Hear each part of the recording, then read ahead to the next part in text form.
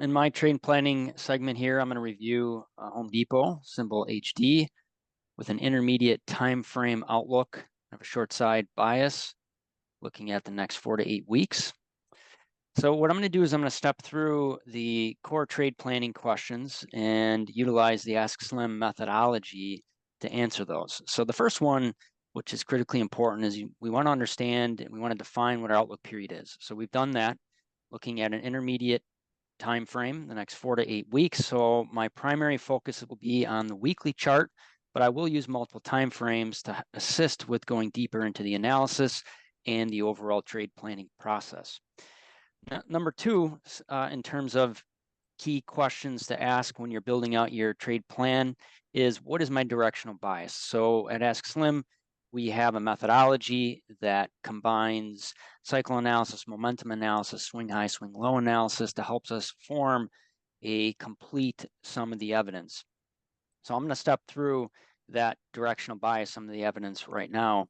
And what I'm looking at here is, again, the weekly chart, and I'm focused on this dominant cycle, which is made up of 3 minor cycles.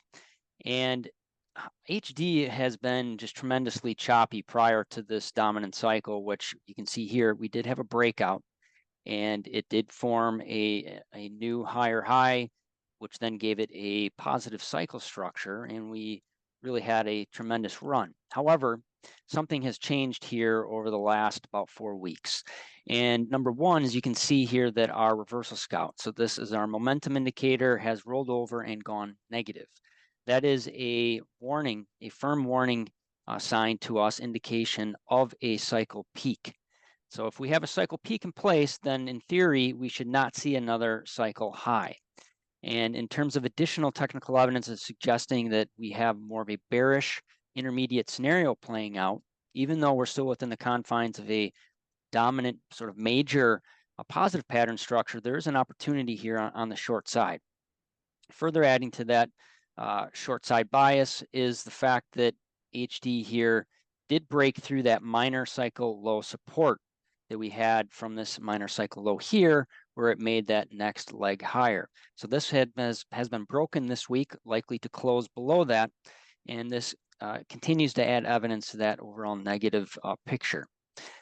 Okay, so now I'm going to look at going to the daily chart to see what other evidence has presented itself in terms of that negative case. So you can see here that we are coming into, or we are in, a cycle low timing window. So we are in the meat of the period of risk here, where a low is due to form. While HD went into its corrective period, and you can see the reversal scout here on the daily chart went negative, indicating a likely confirmation that a peak's in place and the corrective period is in motion. You can see then that it went into a steep decline, and this decline has then violated the prior cycle low. So we have a cycle low breakdown. This has shifted the positive cycle structure negative. And again, in theory, this would suggest that now rallies, we would look for those to fail. So that's what I'm looking for now, is that there will be a likely rally attempt, but that rally attempt, based on some of the evidence, is likely to fail. We would look for that rally to come up into the slim ribbon. That would be the first area of resistance. And if it can get through there, it'll likely fail in those deeper resistance zones above. And what I'm looking for in terms of the projection zones or target zones is, you can see here I have this black line here is pointing towards a target zone around 335, and then another one, more aggressive, around 317. So if we got a rally back into those resistance zones, what would be signals that would suggest this trade is a go? Well, you could look, that's where we then go down into these shorter duration time frames. And on the daily chart, you can see here as one example, the slim ribbon PO suggested a downside continuation.